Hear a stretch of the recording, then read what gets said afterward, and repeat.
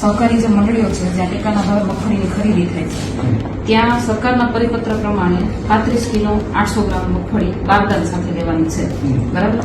તો મંડળીઓ દ્વારા એ 36 કિલો અને 200 ગ્રામ ભરવામાં આવે છે, બરાબર.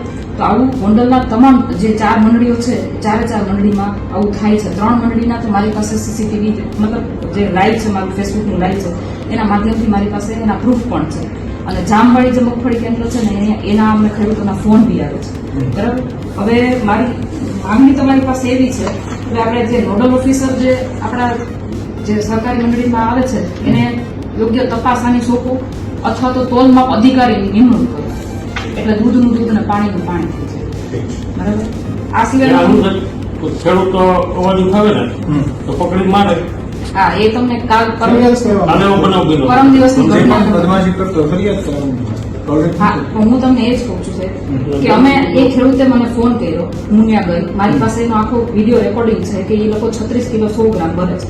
મારું ત્યાંથી નીકળી ગયા પછી એ ખેડૂતને અપહરણ કરે છે, એનો મોબાઈલ લઈ લે, એની ચાવી લઈ લે બાઇકની, અને એ ખેડૂતને ત્યાં મારે છે.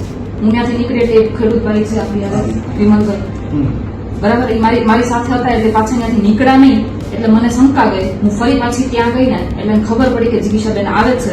એટલે એને આ ભાઈને મારવાનું બંધ કરીને એને શર્ટમાં જે કાંટાના નિશાન હોય ને એ બધું ખખેરવાવીને, અને આ બધી વસ્તુનો આ બનીને તો હું ત્યાં ગઈ એટલે એનો મોબાઈલ જે જટી લીધો હતો પરત કર્યો, એનો વિડીયો પણ અમારી પાસે છે.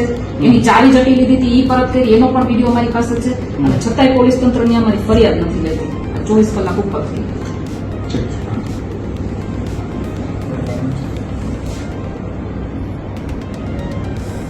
Thank you.